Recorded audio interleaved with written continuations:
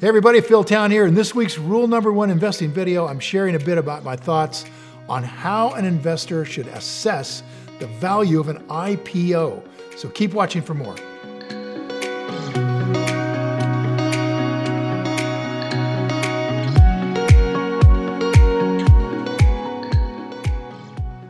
So you guys, I get a lot of questions on buying into companies who are going to do an IPO, an initial public offering, meaning that the stock is being now at that point sold to the public and will be traded on the public stock markets and become something you can buy and sell every day if you want to. Prior to that, you wouldn't be able to get your hands on the stock unless you're in a special situation.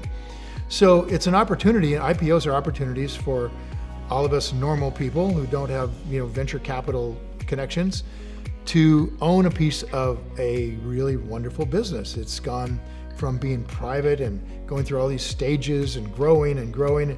Some of these companies become famous before they go public. I think, what do we have coming along? We got Reddit. I heard Reddit's coming along. The tech stocks do this on a regular basis, right? They've gone through this process. I remember years ago, Google was going through this. Google, very famous. We all used it, and it went public. So would we want to buy that company as part of our portfolio, right? So we got to ask a couple of questions. First one is, how certain are we that it'll be bigger in 10 years? How solid are you on that? Let's say all you have to go on is a couple of years. Let's say they bring this company public relatively quickly after they sort of got it up and running. You've got a couple of years of data about this company. It's only just become profitable, or it still isn't profitable, and you're looking at this thing and saying, okay, I have a great deal of certainty it's going to be bigger and better in 10 years. Now the problem with that is that if we don't have history on this business, then we've never seen what happens to this company when it goes through hard times, through a recession in particular. There's an old saying that when the tide goes out, you get to see who's been swimming naked. And when we see a company's financials during a recession, all of a sudden you can see the companies that are very weak, actually. They look like they were good, but in a recession, the wheels come off the wagon, and the companies that are really strong and end up bigger and better after a recession. So we really want to see a lot of history on this company before we can start thinking, where's it going to be out in 10 years? Now, that being said, there can be companies like Google, for example, that when they come public have several years of data behind them, right? Not tons of data, but they've got data, and it is consistently growing. And these guys are massively profitable, and they have no debt whatsoever.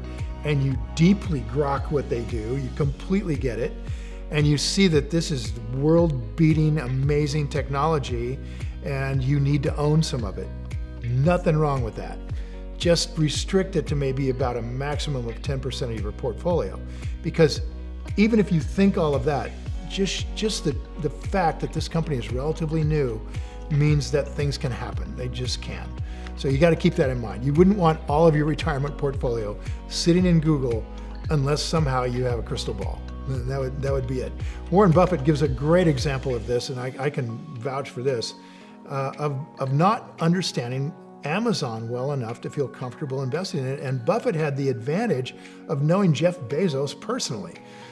And he still, through Bill Gates, who are friends, he still couldn't pull the trigger on it because it's too new, too many competitors, too much going on out there to say with high degree of certainty that we need that, okay, I know where this is going to be in 10 years. I know this is the winning company. Now, there's occasionally companies like a Google where you can see it. And I bought Google, didn't buy it at 80. I bought it after another 2 years. I bought it at 200 when I finally understood it well enough, right? So you're not going to do too many IPOs. I'll say that. As a Rule 1 investor, there's too much rolling the dice. And by the way, you have to remember who you're buying this stock from. You're buying a lot of that stock from the venture capitalists who built the business. And if it's that wonderful, why are they selling it? Something to keep in mind. So IPOs in general, kind of a red flag on that. It would have to be a special case. They do come along once in a while. And when they do, they still go into the risky biz bucket that says, okay, I know I'm taking a little more risk than normal here, but I really am confident I'm right.